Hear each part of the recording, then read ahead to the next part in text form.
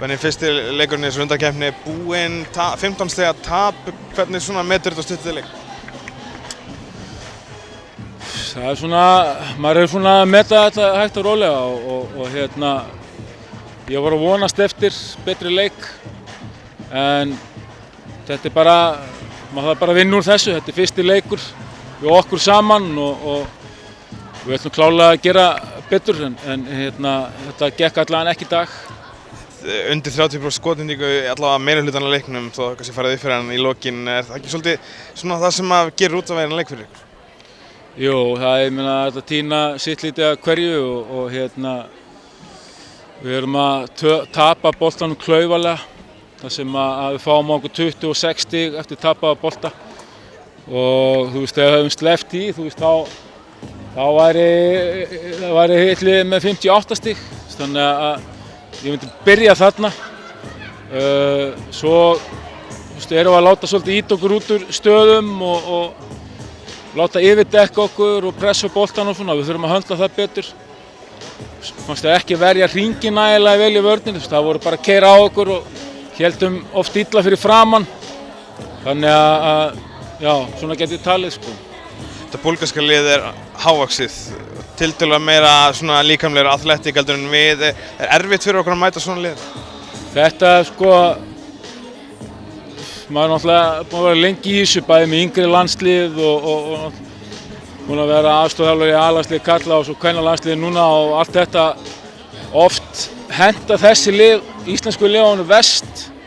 þessi lið sem er ekkert endilega risastór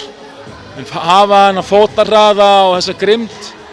sem við erum að reyna að vinna leiki á og þú veist, við riðum til dæmis svakalega illa við fimmuna, stór stelpa en hreyfir sig eins og bakvörður og þannig að ég eftir að hafa skoðað búlgarska liðið þá óttaðist ég meira og meira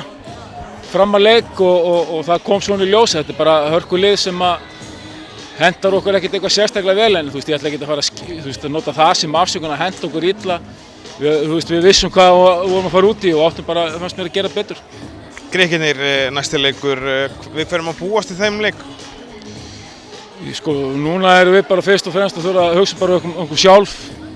og bæta okkar leik. Við munum undirbúa okkur sjálfsögðu fyrir Grikkina eins og við gerum fyrir alla leiki og skoðum hvað þær eru að gera en fyrst og fremst verður vídeóið af okkur og hvar við erum að klikka en Grikkirnir náttúrulega eru með mjög sterkt lið og erfitt að spila í Grikklandi þannig að bara topplið, toppleikmann þó að tvö legend voru að leggja skóna á hilluna núna þá